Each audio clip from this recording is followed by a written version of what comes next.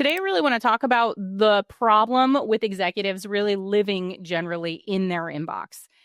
The way that it really creates this reactionary view of the way that they're operating their business, the way that their inbox has truly become a public to-do list where people just reach out constantly and ask them to do things instead of the exec being able to make the call and know what they're supposed to be doing based on their own priorities.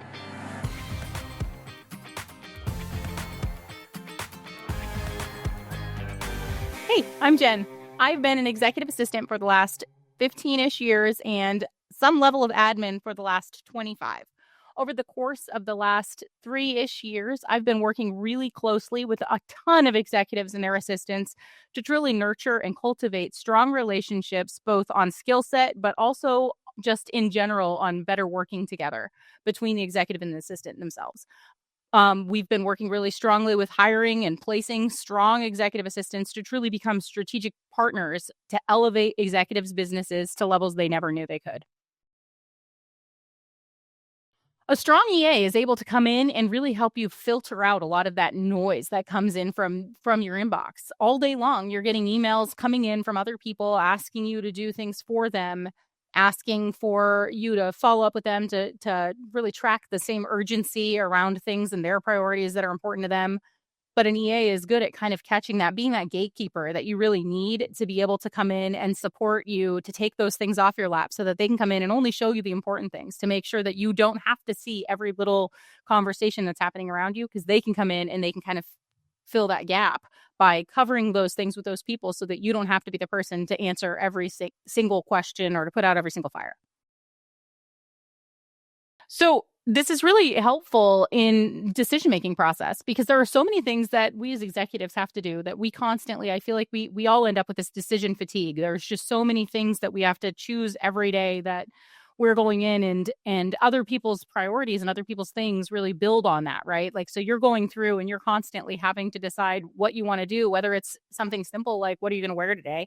What are you going to, eat for lunch? But then you've got these bigger decisions like, am I going to change the a software that we're using? Am I going to, reshift the way that we're marketing? Am I going to be putting bandit signs in a different place? Like, all of these things are decisions that we as executives have to make all day long. And it's really difficult to do that when you're solidly inundated in your inbox, just drowning in other people's crap all day long. Like you find yourself so overwhelmed by other people's needs that even the having to make that decision of what you want to have for lunch can feel really overwhelming. So the more of those things that an EA can come take off of your lap and really kind of filtering out a lot of that noise helps kind of really develop your ability to make better decisions, to be stronger, to be more confident in everything you have to do.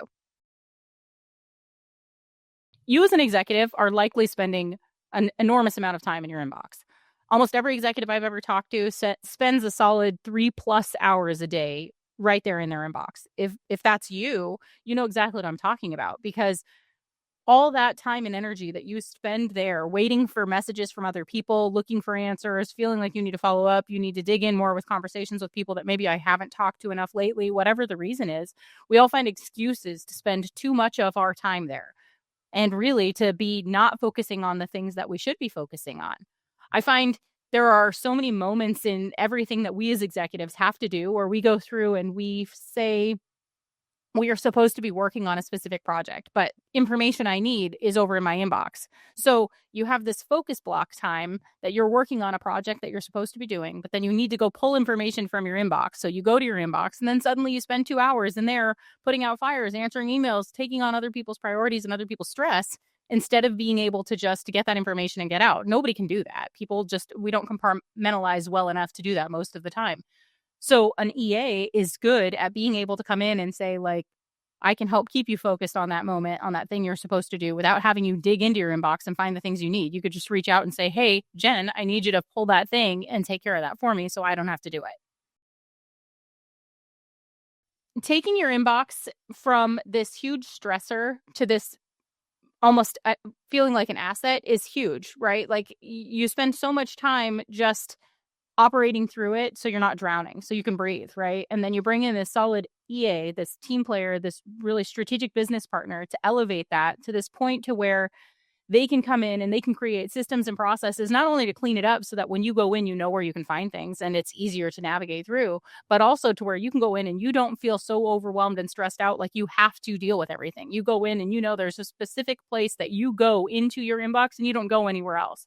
Your EA handles everything else and deals with everything else. And it feels overwhelming. In all honesty, every exec I've ever talked to and walked through this process, there is this anxiety phase where right at the beginning when you're handing it off, how is this going to work? How is this going to feel?